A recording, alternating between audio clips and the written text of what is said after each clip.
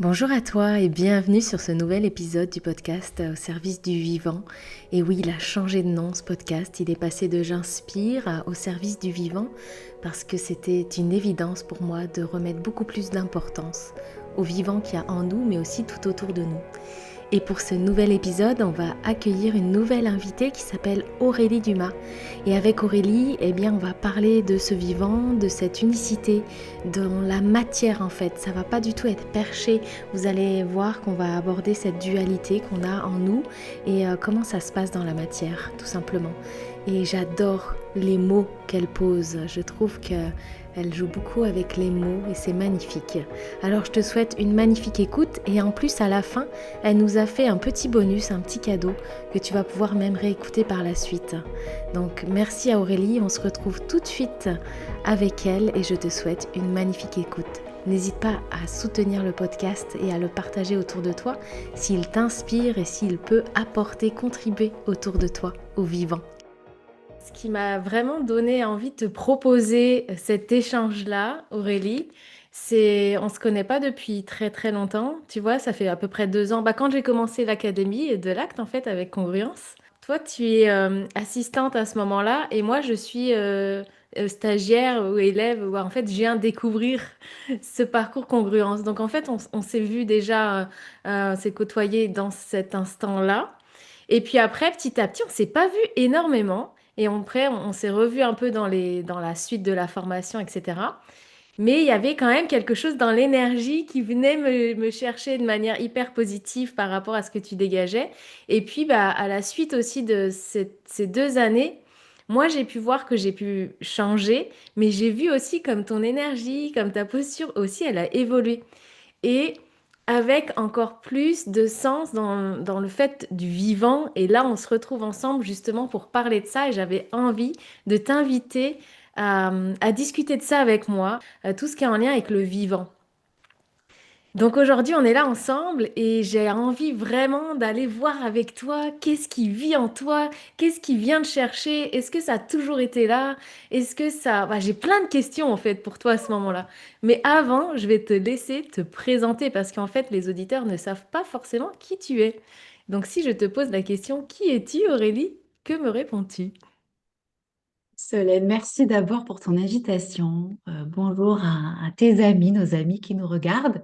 Alors, si tu me poses la question du qui es-tu, je crois que tu me connais un peu. Pendant longtemps, j'ai Mm, détesté cette question. mm, J'y étais clairement allergique. Je crois que c'est l'histoire de ma vie. Le qui es-tu, ça a quelque chose de très enfermant parce qu'on vient en général se mm, présenter avec un métier, avec un faire, et pas avec ce qui nous anime profondément, ce qui fait que notre rapport à la vie, notre regard sur la vie. Et moi, comme beaucoup d'hypersensibles, euh, j'ai un rapport à la vie qui est très intense, qui est aussi assez multifacette. Et j'ai toujours eu du mal, en tout cas après ma reconversion, puisqu'avant ma reconversion, c'est très simple de me définir, puisque j'étais au service d'un collectif, j'étais directrice commerciale. Et donc, je vivais à travers mes fonctions, hein, tu sais, un peu comme les personnages dans les films qui ont un costume. Et du coup, mm, je portais ce costume. Donc, j'étais Aurélie Dumas, directrice réseau. J'adorais l'humain, j'adorais le terrain, etc. C'était très facile. Mais quand, effectivement, il a commencé à s'agir de parler de moi en tant qu'Aurélie Dumas, là, les angoisses de l'enfance sont remontées. Et mm, je me disais, mais oui, alors oui, j'accompagne, oui, je fais du coaching, oui, j'adore, j'aide les gens à mieux se connaître avec l'astrologie, la numérologie, le human design, avec aussi bah, ma sensibilité, mon intuition. Euh, mais je suis tellement pas que ça, et c'est mm. tellement pas non plus ce que j'ai envie de transmettre, parce que je trouve que on s'enferme toujours beaucoup trop dans ce qui suis-je. Et moi, ce que j'aime écouter, euh, voilà, chez les gens que je reçois et à qui je demande qui ils sont, bah, c'est leur rapport à la vie, au vivant et ce qui les anime. Alors, si tu veux bien, c'est plutôt comme ça que j'ai envie de Oui. me présenter en tant que femme vivante. Je dirais peut-être que mon rapport à la vie a beaucoup évolué avec le temps et notamment depuis que je suis devenue maman. En 2009, j'ai eu l'immense bonheur d'accueillir 2 bébés dans mon ventre et ensuite dans mes bras. Ça a été extrêmement long et périlleux. J'ai failli les perdre. Et le moment de bascule, pour moi, il s'est fait à ce moment-là. On aura peut-être l'occasion d'en reparler, mais c'est pour répondre à ta question, est-ce que ça a toujours été comme ça? Est-ce qu'il y a eu des évolutions?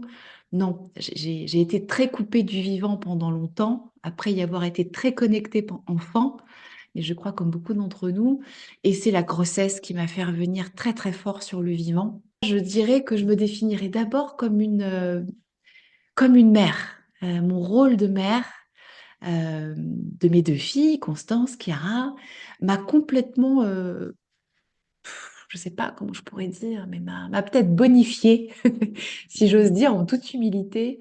Il m'a rendue plus tendre, il m'a rendue plus patiente, il m'a rendue, plus aimante aussi, tu vois? À un endroit où moi j'étais quand même assez speed, j'ai cherché de Mmh. l'intensité, j'adorais apprendre, je voulais évoluer dans ma carrière, et cetera.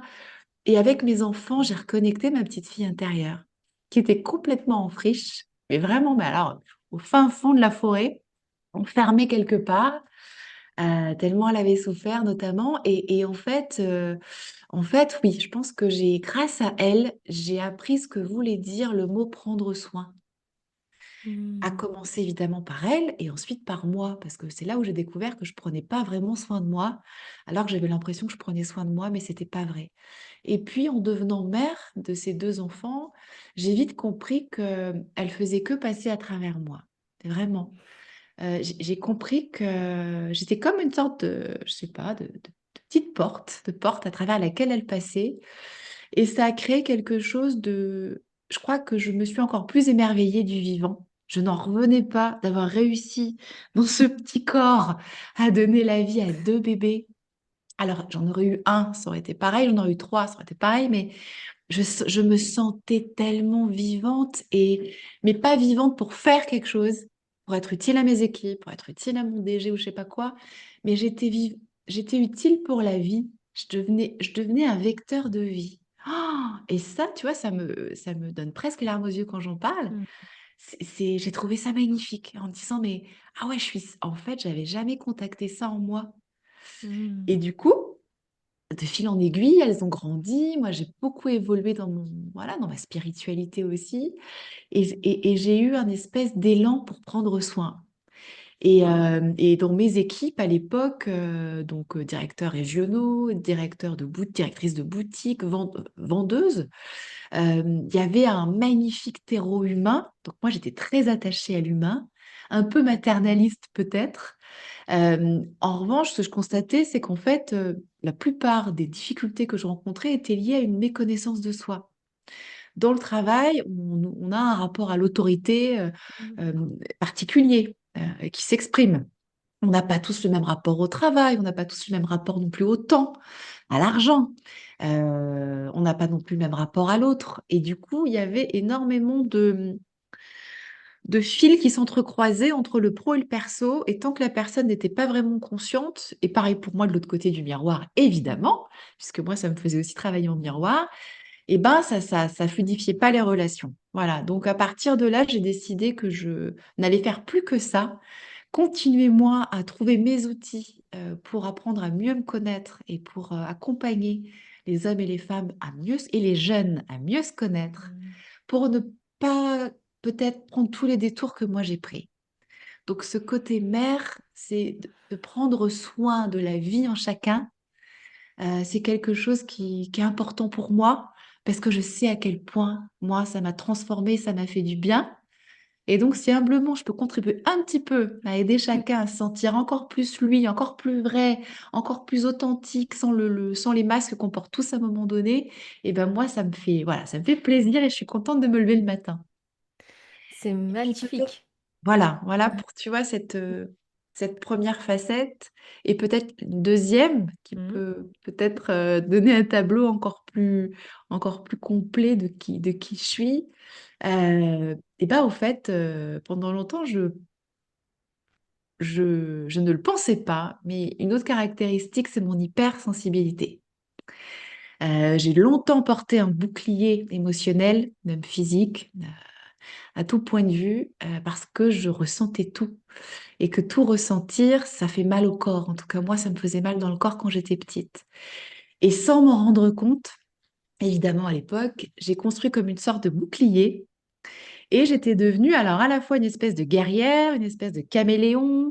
Je voulais combattre toutes les injustices en entreprise et ailleurs parce que moi-même, j'avais une colère dont j'avais pas forcément conscience. Et puis c'est aussi ma signature hein, voilà, que d'y aller et de m'engager surtout. L'engagement, c'est mon truc. Et du coup, le jour où l'armure est tombée, je me suis retrouvée, tu sais, un peu comme un gros chamallow au milieu je sais pas, d'un endroit dur et rude. Et je Mhm. me suis dit, non, mais mon Dieu, mais en fait, je suis hyper, hyper sensible. Et j'ai voulu le cacher. J'ai voulu le cacher. J'ai planqué une part de moi qui était ma part plus connectée, disons, à l'invisible. Et je l'ai, mais hyper planquée, tellement j'avais des peurs derrière.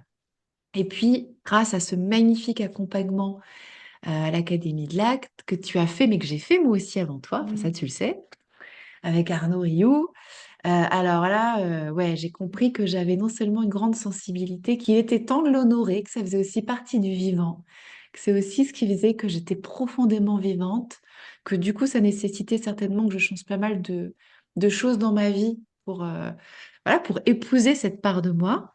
Et voilà, et m'adapter aussi à ça.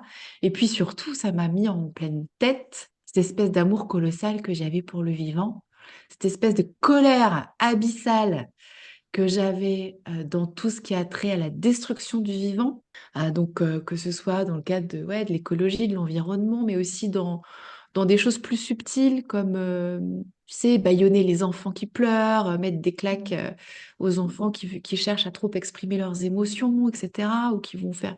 Et j'ai réalisé qu'à cet endroit-là, j'avais une immense colère donc je l'ai visitée et en fait, elle s'est apaisée à partir du moment où j'ai commencé réellement à œuvrer au quotidien pour le vivant et à non plus à lutter contre tout ce Mhm. qui me sortait par les deux yeux en lien avec ça, que ce soit à l'échelle de notre pays, euh, à l'échelle de l'Europe ou à une échelle plus Mhm. grande et plus vaste.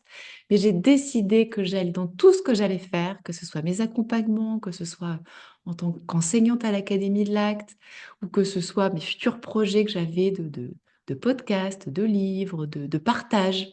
J'adore partager ce qui me touche. J'en ferai comment dire, pas le combat de ma vie, parce que c'est Mhm. pas un combat, mais j'en ferai ma signature de mère, c'est-à-dire que de mère au-delà de la maman que je suis, mais comme un appel aux pères et aux mères, euh, alors d'enfants, pas. Je crois que cette force mère qui est en nous, elle est bien au-delà du fait voilà, d'avoir un enfant ou de ne pas en avoir, mais ma signature, c'est ça, c'est cette force mère qui a à cœur d'appeler toutes les autres forces mères à prendre soin d'abord de soi pour ensuite mieux prendre soin de ceux qui nous environnent. Mhm. Merci pour ce partage-là, parce que pour moi, tu vois, il résonne, il résonne beaucoup. Mais tu vois, je voulais appuyer sur un tout petit point qui est hyper intéressant, c'est au lieu de être contre, tu vois, d'être avec quelque chose avec le vivant, que contre les choses qui détruisent le vivant, tu vois, pour pouvoir poser encore plus le vivant, en fait, au centre de tout ça. En fait, l'énergie, elle n'est pas la même, on est d'accord?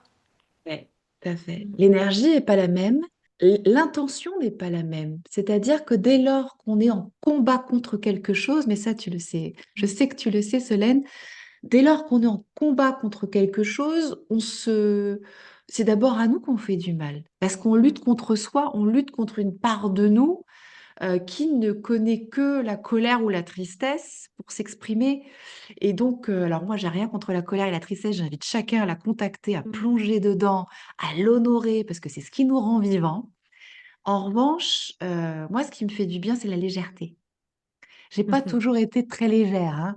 Mais alors, à partir du moment où j'ai goûté, notamment grâce à mes filles, cette légèreté d'être et cet émerveillement face au vivant, je me suis dit, mais en fait, il y a tellement de poésie dans le vivant que moi, j'ai plutôt envie de faire avec cette poésie, à la ressentir, à la raconter, à Mhm. la partager, à la lire en chacun et à essayer de la retransmettre, non pas sous forme de trop, tu vois, trop technique, mais plutôt sous forme racontée et contée.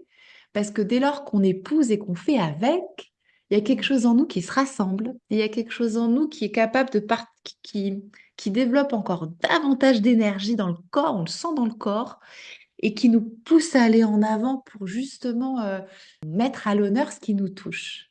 Mm. Et en ce moment, malheureusement, on écoute beaucoup parler de la guerre. Alors, on peut choisir de ne parler que des atrocités de la guerre, de en quoi bah, c'est dégueulasse, en quoi c'est inhumain, en quoi ça fait des milliers d'années voilà, qu'on nous gonfle avec ça et que aucun gouvernement n'est assez sage pour essayer de justement de trouver cet équilibre dont on parle toutes les deux. Et donc oui, c'est possible et c'est ça le vivant aussi. Et on peut aussi, en même temps, regarder ça à travers le spectre de la paix et être de plus en plus nombreux à aller chercher la paix en nous, à aller Mm. à être nous-mêmes des vecteurs de paix, puisque ben, la vie est ainsi faite que tout est une question d'addition. Et plus il y a d'humains qui sont capables, non pas de parler de la paix, mais de l'incarner, de la ressentir, de la transmettre, chacun avec ses ressources. Pour certains, ce sera les mots. Pour d'autres, ce sera peut-être des images, des dessins, des BD, peu importe. Mais un plus un plus un plus une personne en paix, ça finit par faire un monde en paix. En tout cas, au moins une majorité de personnes en paix finissent par dire non, en fait, stop, on n'en veut plus de votre guerre de merde, Mm. parce que nous, c'est plus notre vision de la vie. Euh, et le vivant, il est au-delà des guerres de religion, il est au-delà des guerres de dogmes, il est au-delà de la dualité. Ça ne veut pas Mm. dire qu'il n'est pas capable de plonger dans les ombres de la dualité, la guerre, la mort, la maladie et tout ça. Ça veut dire qu'il est capable de le regarder et d'y plonger, mais toujours avec cette vision globale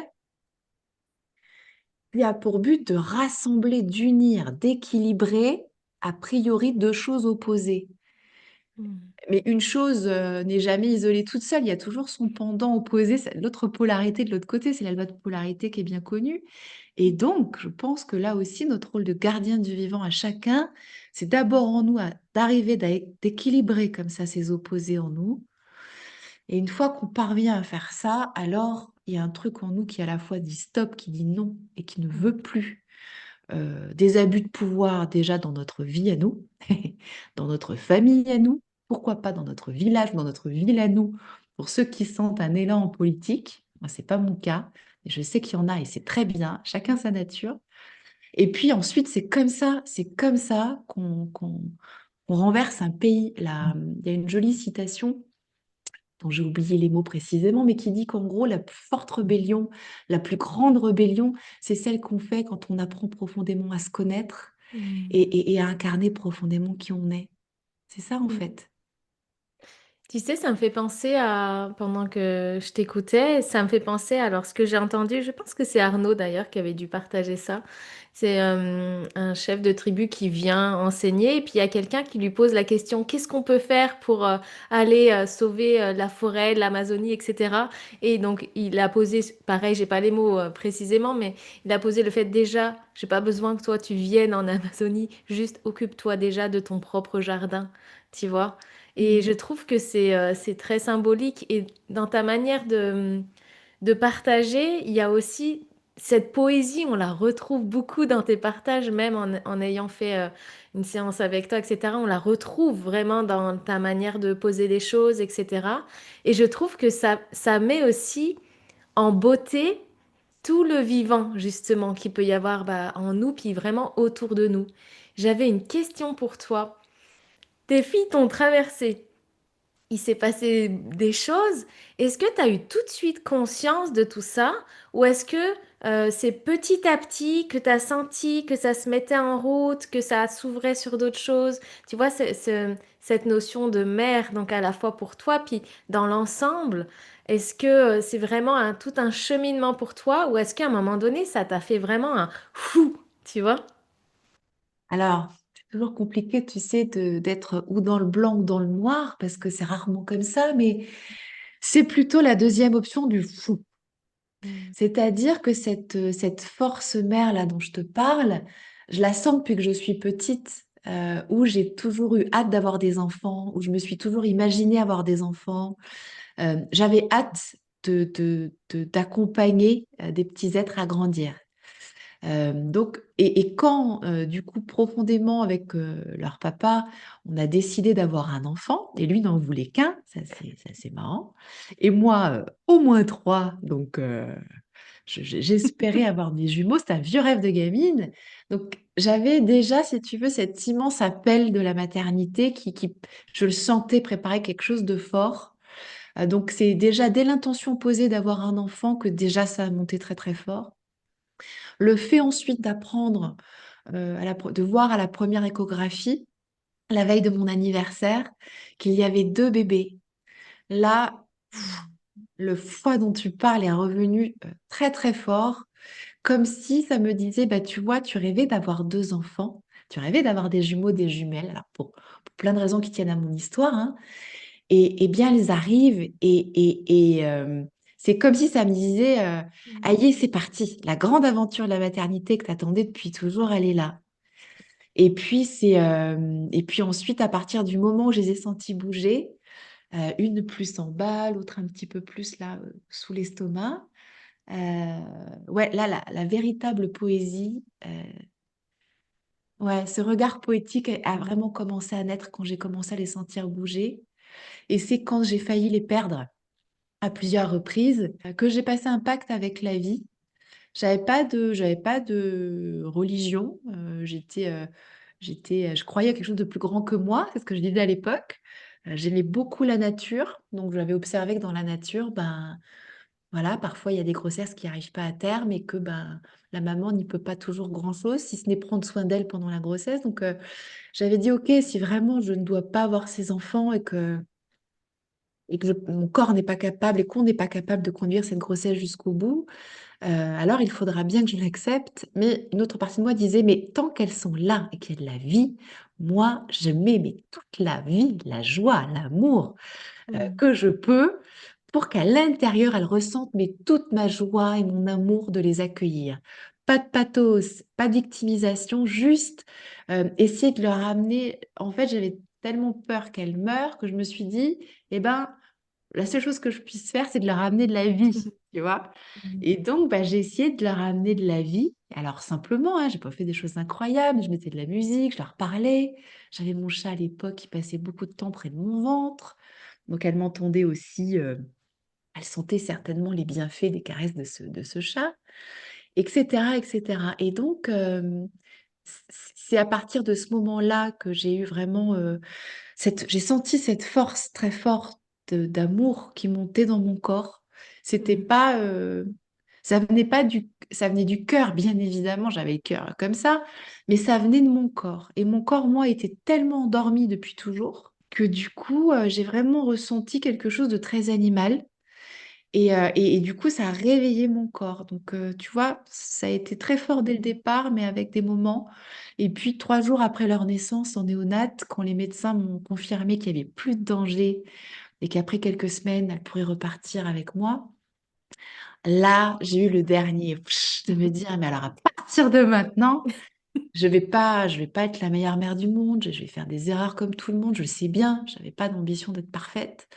Mais par contre, je me suis dit: «Mais, mon corps, je l'ai remercié, mais pendant des jours et des jours parce que enfin, tu vois, je le voyais plus comme quelque chose de uniquement fonctionnel, qui devait faire des régimes, qui devait ceci, Mmh. je l'ai vu comme juste un ami qui me faisait l'immense cadeau de me donner des enfants.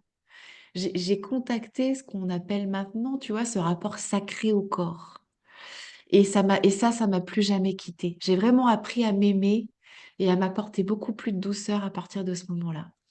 Ça me fait vraiment, bah, ce caractère sacré, mais aussi immensément précieux, tu vois, de la vie et du vivant, quoi.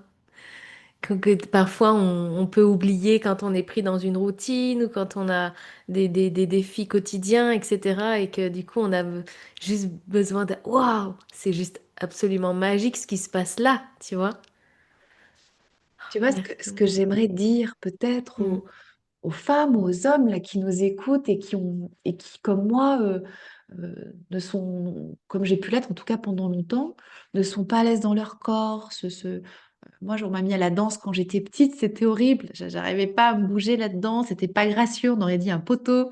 Alors que mes copines, elles étaient tellement gracieuses, leur corps bougeait là où elles voulaient. Moi, j'étais un peu enrobée, et puis surtout, je n'habitais pas mon corps, j'étais pas à l'aise. Et comme la tête tournait aussi beaucoup, avec le cœur aussi pas mal, j'étais enfermée dans une sorte de prison intérieure à ce moment-là. Et du coup, et après, je me suis toujours trouvée moche, grosse. Enfin, en tout cas, rien n'allait jamais avec ce corps. Et du coup, ce que j'aimerais dire, c'est que le sacré, en langue des oiseaux, sacré. Le sacré, ça crée des bébés, ça fait pousser des fleurs, ça fait tomber la pluie. Euh, et on n'échappe pas, nous, on fait partie de cette nature et de ce vivant. Et nous aussi, on est sacré, on a cette part sacrée. On peut parfois être un sacré con ou une sacrée conne, c'est vrai. En tout cas, moi, c'est ma vision. Mais on peut aussi être sacrément généreux, sacrément touchant, sacrément vulnérable. Et qu'est-ce que c'est beau aussi de voir un homme ou une femme dans sa vulnérabilité. Et donc, si par hasard vous êtes encore, vous, dans à ce moment de votre vie, vous sentez que votre corps vous embarrasse ou que ce monde vous fait suer, voilà, il y a quelque chose dans l'incarnation que vous trouvez lourd, essayez de peut-être de repenser à cette chance colossale qu'on a tous de pouvoir, et là je fais référence à nos cinq sens, juste, vous savez, quand on allait marcher sur la plage, sentir le sable sous nos pieds, prendre le sable comme ça dans nos mains, et puis ça, le faire comme ça sortir entre nos mains, ça crée des sensations qui sont extrêmement agréables. Le plaisir d'un bon repas, tout seul ou avec des gens qu'on aime. Si vous êtes sensible au son, euh, mettez-vous des belles chansons, des beaux sons, des solos d'instruments qui vous touchent. Ça va faire vibrer vos propres cordes intérieures. Donc il y a le plaisir du goût, il y a le plaisir des sons, il y a aussi pour beaucoup, et moi je sais que ça me concerne, le plaisir olfactif. J'ai travaillé pendant longtemps dans l'univers de la parfumerie, et j'étais complètement émerveillée quand les parfumeurs, à l'époque je travaillais chez Guerlain, je travaillais chez Yves Saint Laurent, quand les parfumeurs nous expliquaient comment ils élaboraient le parfum. Note de fond, note de cœur, note de tête. Et puis les parfums étaient évidemment prélevés à partir de fleurs. Et quand on plonge le nez dans une essence florale ou dans une essence de fruits, pour ceux qui aiment voilà, les senteurs plus rondes, il y a quelque chose en nous aussi qui frémit, c'est délicat. Et je trouve qu'on ne prend plus assez le temps de nous connecter à ces petits plaisirs super simples du quotidien. Toucher une huile ou appliquer une huile qui sent bon, prendre le temps de préparer un repas coloré, etc. Ou boire un bon verre de vin. Moi, je sais que j'aime bien le vin, petite dose. Et boire un bon verre de vin en imaginant ouais, le raisin. Ouais, tiens, où est-ce qu'il a poussé? Euh, C'était quel type de terre? Ah, imaginez le soleil qui est venu le gorger de sucre pour nous, pour qu'au final, nous, on ait le plaisir de boire ce vin. Toute l'attention qu'a pris le vigneron pour préparer ce vin pour nous. Enfin, je veux dire, quand parfois la vie est dure et que l'incarnation peut nous paraître lourde, eh ben, justement, connectons-nous à ce qui est léger, un peu comme la plume des oiseaux. Euh, et rien qu'en connectant ça très simplement, hein, c'est gratuit, ça coûte rien. Je ne vous vends pas 10 séances de coaching, c'est pas le genre de la maison, mais moi, je ne vous vends rien, je vante les mérites du vivant dans ses plaisirs simples. Moi, ce qui m'a permis de me retrouver, de devenir peut-être beaucoup plus vrai, beaucoup plus authentique, c'est la nature. C'est mes balades dans la nature, c'est mes randos dans les Pyrénées, c'est me barrer toute seule comme ça et de partir seule et de voir que j'étais capable de m'émerveiller devant une petite fleur, de pleurer au sommet d'une montagne parce que la vue était magnifique et que c'est même pas que je pleurais, c'est que ça pleurait en moi. Et je pense que cette chose qui pleurait en moi, eh ben, c'est cette chose qu'on a tous au fond de nous et qui nous connecte tous au même endroit et qui nous lie tous les uns aux autres. C'est cette connexion au vivant. Certains vont le ressentir très fort avec les animaux, d'autres vont le ressentir très fort avec les arbres, d'autres vont le ressentir avec les humains. Ils vont les lire, ils vont les ressentir, ils vont aimer ce lien d'humain à humain. D'autres vont le ressentir peut-être avec, je sais pas encore, avec la création, avec l'artistique, qui va les connecter à plus grand qu'eux. Mm. Mais pour moi, tout ça, c'est en dehors de tout dogme, même si notre spiritualité, notre religion peut nous aider à connecter ça. Mais c'est qu'un filtre. C'est qu'un filtre. Et moi, ce qui me fait du bien, c'est d'enlever tous les filtres et de me relier vraiment à cette voix qui relie toutes les voix. Donc, j'ai appelé très simplement la voix du vivant, la voix VOIE, mais qui nous aide à incarner notre voix Mm. VOIX. On est là pour incarner chacun quelque chose d'unique. Et plus on vire les filtres, ou alors on choisit les filtres qui nous font du bien et qui nous, voilà, et qui nous aident encore plus à ressentir ce petit point à l'intérieur de nous, cette petite étincelle, alors, alors là, oui, là, grand oui. Mais à cet endroit, on est tous humains, on est tous vivants en ces temps de guerre et de conflit. Essayons de nous rappeler que ce qui nous unit, c'est qu'on est tous dans un corps avec un cœur, une tête qui a tendance des fois un peu trop penser, mais qu'on a aussi ce sacré en nous et cette capacité chacun de créer quelque chose d'unique qu'on laisse et surtout qu'on ne fait pas que pour nous, mais qu'on transmet comme un héritage, comme une trace et ben, à nos enfants, aux enfants en général, à nos jeunes, à ceux qui nous survivront, pour essayer au minimum, au moins d'être inspirants pour, voilà, pour notre environnement proche, pour nos bénéficiaires si on a une activité d'accompagnant. Je sais que c'est ton cas. Mm. Mais je crois que notre fameuse mission de vie, c'est ça en fait. C'est ça. C'est magnifique. Tu sais, moi, je prends aussi ce que tu partages là et parce que ça résonne tellement et je comprends tellement ça sur ce fait de savourer et aussi d'être en conscience de cette vie et de l'abondance qu'elle nous apporte au-delà des étiquettes, au-delà des filtres, au-delà de tout ça. Donc, je trouve que c'est beau et la manière dont tu le poses, bah, par rapport au début où on s'est là où on se pose ensemble pour enregistrer et là, maintenant où on en est, on voit pour moi en tout cas, j'ai l'impression de voir tout le cheminement qui t'arrive à, à nous partager ça, en tout cas, il me semble, j'ai l'impression. Et tout à l'heure, on parlait des polarités, tu sais. Est-ce que tu as envie de nous dire un petit mot en lien avec bah, ces polarités et ce et non pas ce ou, tu vois, qui nous appartient et en fait qui nous permet aussi d'aller justement petit à petit enlever ces filtres, bah, prendre conscience de ces filtres et après choisir. Est-ce que tu as envie de nous en parler un petit peu ou pas? Et avec joie, avec joie. En fait, je pense que c'est un de nos piliers fondateurs, cette dualité. On est sur on est sur une terre qui, comme son nom l'indique, est une trinité. Ici, on a tous un corps, une part animale, une part en lien avec les instincts. On a un cœur, une part en lien avec l'émotionnel, le relationnel. Et puis, on a cette troisième entité, puisqu'on est tripartite comme cette terre. La troisième entité étant celle du haut qu'on appelle l'esprit, qui est à la fois notre mental, analytique, qui nous permet de discerner et qui est tellement précieux en ce moment. Et on a aussi dans cet esprit notre mental dit supérieur, qui nous connecte à plus grand que nous, qui nous permet tout simplement de ressentir, de recevoir de l'inspiration. Voilà, sans parler de trucs complètement farfelus, on est tous capables de ressentir de l'inspiration et d'être inspirés. Et donc, ces trois parties euh, cohabitent avec deux autres parties de nous, je dirais, qui sont notre ombre et notre lumière, le féminin et le masculin, la nuit et le jour. Et sur cette planète Terre du 3, où nous sommes nous trois, un 3 en un, plus ce 3 on l'unifie en un pour être dans cette cohérence, dans cette congruence, comme le dirait Arnaud Rioux, plus on est soi, plus on est nous, plus on est libre et plus on est dans un rapport équilibré au monde. Maintenant, il suffit pas juste de rassembler ces trois parties de nous dans un bel axe vertical pour être bien, pour être en équilibre. Il s'agit aussi, et là, du coup, on devient une croix, il s'agit aussi à la fois de prendre conscience qu'on a deux côtés en nous. Dans la Bible, il est dit qu'Ève naît de la côte d'Adam.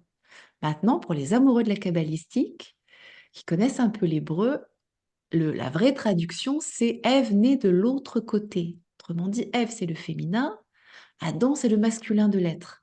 Le masculin de l'être, c'est par analogie euh, au soleil, ce qui est visible, ce qui est manifesté, ce qui est dans l'action, ce qui s'est décidé, tranché. Donc, qu'on soit un homme ou une femme, la bonne nouvelle, c'est qu'on a tous cette part en nous. Évidemment, c'est pas réservé à nos beaux masculins et à nos hommes seulement. Sur cette part de nous qui est plutôt associée à notre soleil intérieur, on a cette capacité à agir, à décider, à trancher, à trouver sa place, à affirmer sa place, à mettre des limites, à briller, mais à briller tout simplement pour voilà, honorer notre lumière.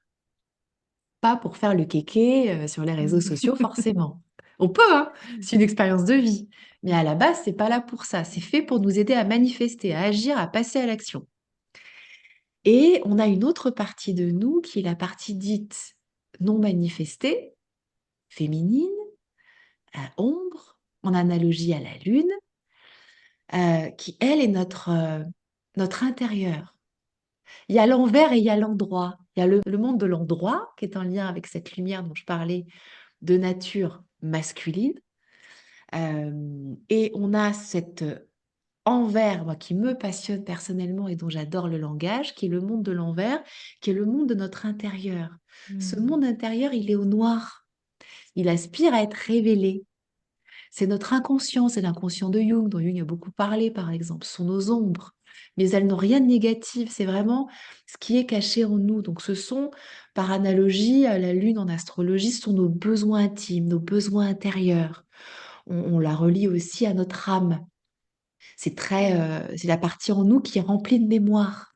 Beaucoup, beaucoup de mémoire. On pourrait même se demander si au fond, on n'est pas un peu plus de l'ombre que de la lumière, parce que entre les Mm. mémoires de notre histoire, les mémoires de la lignée de papa, les mémoires dans la lignée de maman, les mémoires de nos ancêtres, et puis pour ceux qui croient au karma, les mémoires de nos autres incarnations, On est pas voilà, mal, quoi, peine. il y a de quoi s'amuser, il y a de quoi s'amuser. Mm. Et donc, on est ce 2, on est ce 3 et on est aussi ce 2. 3 plus 2, ça fait 5. Et le 5, ça revient pour ceux qui aiment Léonard de Vinci, à cette belle étoile humaine à 5 branches, l'homme de Vitruve dans toute sa splendeur, qui s'étend dans toutes les directions, euh, avec à la fois dans ses mains la capacité d'agir en ce monde, d'effectuer un travail dans l'équilibre de ces deux polarités masculines-féminines. Je ressens, puis j'agis. Mm. Il me vient une idée, une inspiration, je la mets en place. Sinon, le risque à être trop dans son masculin, bah, c'est malheureusement un peu l'histoire de notre société patriarcale, c'est être beaucoup trop dans le faire, dans le combat, dans Mm. la confrontation, dans c'est moi qui est la plus grosse, non, non, c'est moi. Et on est sur des archétypes du masculin, martien, complètement déséquilibrés. Alors, je ne parle pas que de sexe en disant patriarcal, je ne parle pas que des hommes. Je ne fais pas partie de ces femmes qui considèrent que voilà, le masculin est responsable de tous nos maux. Je crois en cette capacité aussi qu'ont les femmes à aider, à trouver aussi cet équilibre en elles. Parce que moi, en Mhm. entreprise, j'ai connu énormément de femmes qui avaient aussi un masculin extrêmement, comment dire, assez déséquilibré et qui devenaient, vous savez, ces femmes qui deviennent presque masculines, mais le masculin n'a rien de négatif dans ma bouche, au contraire, mais qui perdent leur cœur et Mm. qui sont dans cette toute-puissance complètement déséquilibrée. Et si à l'inverse, on part trop de l'autre côté du monde de l'envers, dans Mm. cette ombre et ce féminin, et qu'on n'est que là, qu'est-ce qui se passe? On est extrêmement connecté à ses intuitions, à ses ressentis, à son hypersensibilité. Tout nous touche, on s'isole, le Mhm. monde nous fait peur, on le critique, rien ne va plus, on se déconnecte du corps. On peut se raconter des histoires complètement farfelues du genre je suis la réincarnation de Marie-Madeleine ou autre chose, parce qu'à ce moment-là, euh, voilà, dans les ombres, il y a de tout, et puis on peut connecter beaucoup de choses, mais sans être capable d'identifier Mm. la fréquence à laquelle on se connecte. Parce qu'il y a aussi des petits rigolos de ce côté-là, dans le monde de l'envers. En tout cas, on est extrêmement dans l'accueil de l'autre, mais à cet endroit-là, on se perd parce que on se perd Mm. dans on n'est plus vertical, on sait plus mettre des limites, on accueille tout sans, sans ne plus être capable de dire non. Mm. Et donc, je crois que ça me touche que tu en parles parce voilà, en ces moments de conflit, de guerre, de mal-être, de déséquilibre, pour moi, une des grandes qualités au vivant, c'est justement de sa capacité à nous ramener dans l'équilibre. Mm. Et moi, je promets pas la richesse, un chiffre d'affaires à 5 chiffres par mois ou à 10 chiffres par mois, comme on peut le voir beaucoup sur les réseaux. Pourquoi pas? Et pour moi, l'abondance, c'est pas ça. Pour moi, la vraie abondance, elle ne peut être que intérieure. Et je crois qu'elle pourrait avoir un autre nom, ça serait équilibre. Mm. Quand on est en équilibre à cet endroit-là, on est capable de ressentir, de connecter notre sensibilité, notre vulnérabilité, notre intuition, notre inspiration. On est capable d'être dans la tendresse, dans la douceur, dans la bienveillance, dans la bonté du cœur. Et qu'en même temps, on est capable de dire non, stop, d'agir, de poser des limites, de mettre en place nos projets, d'avoir un esprit clair. Et en même temps, de nourrir tout autant nos racines d'en bas, en lien avec la terre, le vivant, s'occuper de son jardin, etc. Ou aller au marché. En tout cas, faire quelque chose qui, on le sent, nous rattache à cette terre en bas. Prendre le plaisir aussi de bien manger. Voilà, être vivant, ne surtout pas considérer que le corps est un péché. C'est bon ça, on en a assez soupé. C'est bon. C'est pas le vivant, ça en tout cas, qui le dit. Ouais. Le vivant, il ne nous coupe pas du Mm. corps, au contraire, il nous dit être ancré et être incarné, c'est être pleinement présent à soi. C'est euh, habiter chaque centimètre de notre corps. Et j'irai même plus loin. Pour moi, être ancré, c'est laisser descendre notre lumière dans nos cellules. Mm. C'est pas à nous d'aller se percher pour connecter notre âme, notre lumière, notre conscience. Moi, j'aime bien parler de conscience comme ça, il n'y a pas de dogme derrière. Je pense que non, non, non, non, c'est à nous de l'appeler à partir du Mm. corps. Notre conscience, elle veut vivre dans un corps, elle veut être vivante, elle veut pas se couper du sexe, de la Mm. nourriture, de tout ce qui a été complètement diabolisé, tout ce qui est d'ailleurs de l'ordre du féminin. Oui. Et donc, bien sûr que certains ont la vocation, là par exemple, je pars en Inde dans quelques jours, dans le cadre d'une association, d'un voyage humanitaire, et on va être hébergé dans un monastère. Et on va aller rencontrer donc des enfants tibétains qu'on parraine et qui fuient le Tibet. Et bah là, pour le coup, je vais avoir autour de moi énormément d'hommes et de femmes et beaucoup d'hommes qui ont fait vœu de chasteté, qui ont fait vœu de se détacher de certains plaisirs du corps, pas tous. Eh bien, c'est leur chemin. S'ils sont heureux comme ça, si pour eux ils se sentent vivants comme ça, c'est magnifique. Mais c'est pas notre chemin à tous. Et donc, je trouve que parfois, ce côté un peu très du développement personnel et spirituel, de pour être spirituel, faut plus manger de viande, il faut toujours avoir le verbe juste, ne plus être en colère, ne plus. Ok, donc pour être spirituel, en fait, je ne dois plus être vivant, c'est ça? C'est ça. Eh ben non, merci. En fait, Oui. vraiment, pour moi, le vivant, c'est être les deux. C'est être capable d'être les deux et Mm. d'habiter et d'être tout ça. Et surtout, notre capacité à réajuster quand on sent qu'on part un peu trop là-haut ou qu'on est un peu trop en bas, obnubilé par nos sujets matériels. Pour finir, j'allais te dire, avec mon histoire pour répondre à ta question sur la polarité, il y a une polarité à cet endroit-là dont l'équilibre et la capacité à nourrir l'équilibre est la clé.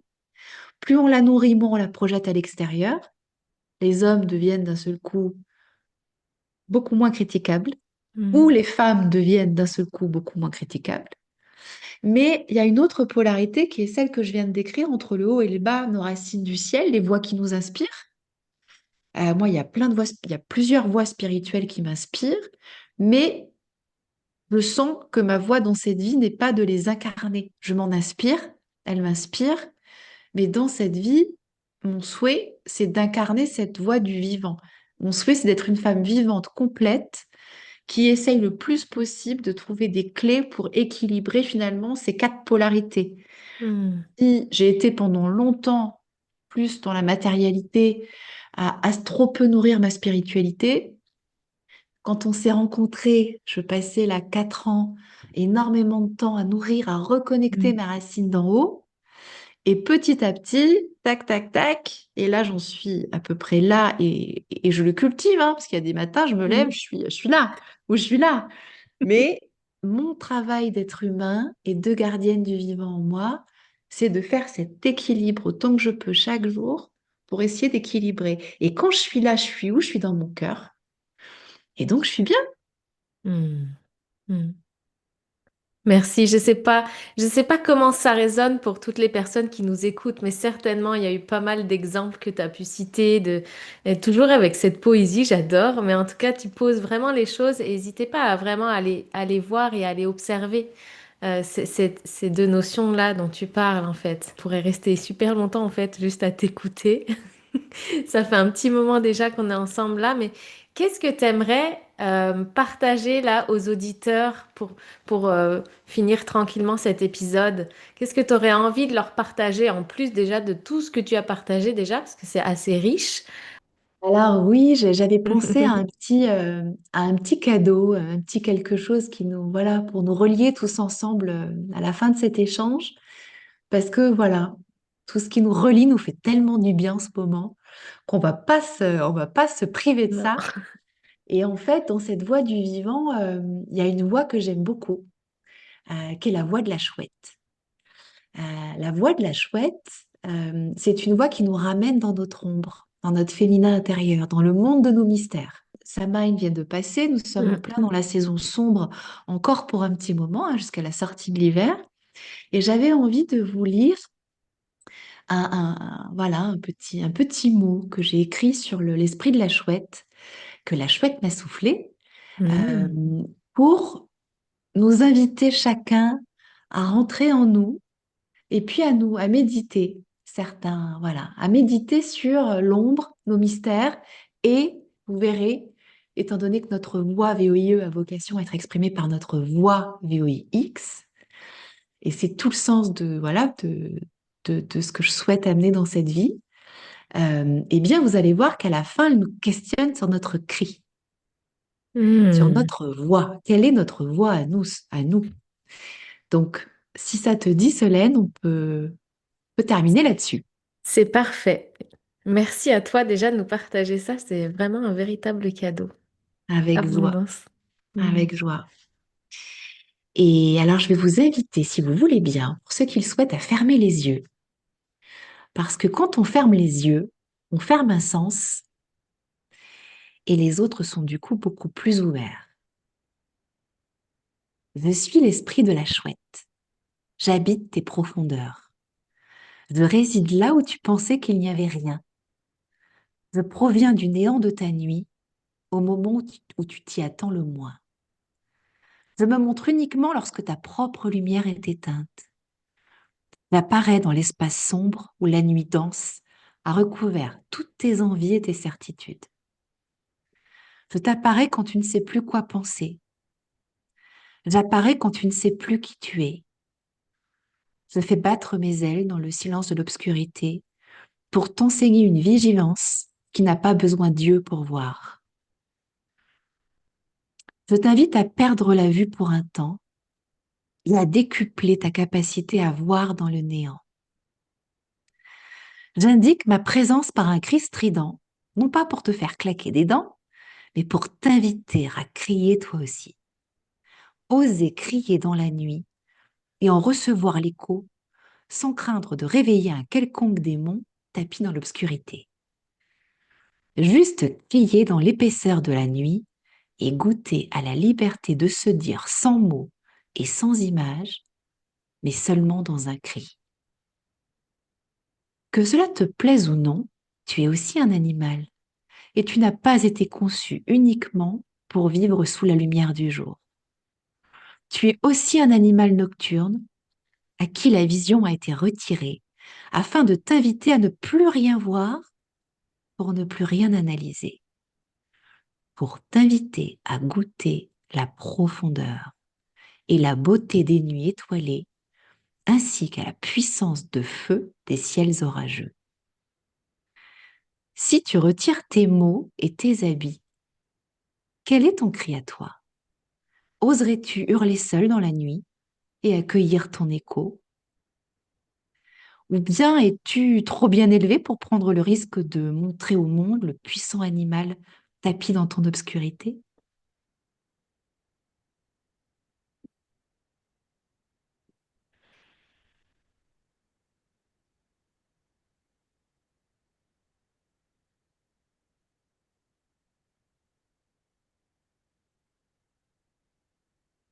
C'est puissant. La chouette est puissante, Mm. notre ombre est puissante, et nous sommes puissants quand nous osons une fois de plus plonger dans nos profondeurs euh, pour aller voir ce grand dragon, Mm. gardien de notre trésor. Et une fois qu'on le remonte à la surface, ce trésor, alors, c'est avoir l'audace et le courage de trouver notre voix, VOIX, et de pousser notre cri à nous, un peu comme j'ai fait aujourd'hui, avec Mm. mon cri à moi et ma voix à moi, et comme tu le fais toi, Solène, et merci pour ça, Mhm. dans ce podcast et à travers tous tes accompagnements. Grand merci pour ça à toi. Un immense merci. J'invite vraiment les auditeurs qui ont écouté ça en voiture de s'autoriser à le réécouter vraiment dans un endroit où ils peuvent aller le vivre, vraiment comme on a pu le vivre là maintenant avec les yeux fermés et dans une posture assez confortable et d'aller observer ça. Hmm. Et pourquoi pas d'aller nous partager ce qu'ils ont ressenti, s'ils ont envie, avec Oui, plaisir de recevoir cela. oui, et puis même faire jouer, si vous le souhaitez, votre âme d'enfant. Quel est votre Hmm. cri à vous? Hmm. Est-ce que c'est un cri de chouette? Est-ce que c'est un cri de loup pour euh, hurler à votre liberté? Le loup, il est Hmm. très sensible à la liberté. Est-ce que c'est le hennissement d'un cheval au galop, aussi très sensible à la liberté? Est-ce que c'est le cri d'un puissant dragon qui a envie d'honorer son rôle de gardien? Ce serait quoi ton cri à toi, tiens, Solène, pour Eh toi? ben moi, j'étais en train de le vivre. Alors, je l'ai pas poussé là à ce moment-là, parce qu'il est très aigu. Il était aigu, en effet, il fondait la nuit là. Donc, ça me fait plus penser à un cri de rapace, tu sais. J'avais l'image avec qui fend comme un éclair, tu vois, l'espace de la nuit. C'était magnifique et C'est j'étais beau. vraiment posée, vraiment, ouais, c'est cette image-là. Et en effet, il y avait cet écho dans cet espace presque pas perceptible, tu vois. C'était génial. Mais du coup, ça me donne envie aussi de le refaire posément plusieurs fois pour me connecter aussi à ça. Pour, avant de se quitter avec cette puissance, cette beauté du vivant là qui est là, que tu nous partages, où est-ce qu'on peut te retrouver? Je vais mettre tous les liens, hein, mais histoire que tu puisses nous le dire aussi avec ta voix. Bien sûr. Alors, quand mon site sera terminé, au Hmm. plus tard le 15 novembre 2025, je me l'impose et en le disant, du coup, ça m'oblige. Mon retour d'Inde, vous pouvez me retrouver sur mon site, donc www.aurélie-dumas.com, tout simplement, ou me retrouver sur les réseaux, sur Facebook au même nom, ou sur Instagram avec Aurélie avec un O. Super. Voilà. Et je mettrai tous les liens en commentaire et vraiment n'hésitez pas à partager cet épisode si vous a parlé, à le réécouter, à revivre cette expérience. Et quand on l'écoute à certains moments différents, c'est différent aussi. Ça nous traverse de manière différente. Merci Aurélie pour ces partages. Merci beaucoup pour ta venue et hâte de voir comment ça va nous faire évoluer tout ça. Merci beaucoup Solène et merci à chacun. À bientôt. Et voilà, on a fini l'épisode ensemble avec Aurélie et c'est avec plaisir que je vous le partage. J'espère qu'il vous aura plu et bien évidemment que s'il y a des choses qui ont résonné, qui vous ont inspiré, alors partagez-les autour de vous parce que c'est un peu comme ça que le podcast vit. C'est une ressource entièrement gratuite mais pour cela et pour continuer, il a besoin de vous pour pouvoir se diffuser à un plus grand nombre, surtout à qui ça pourrait parler tout ça, cette notion du vivant en soi et autour de nous. Voilà, je vous souhaite une très belle soirée, une belle journée et on se dit rendez-vous au prochain épisode. À tout bientôt!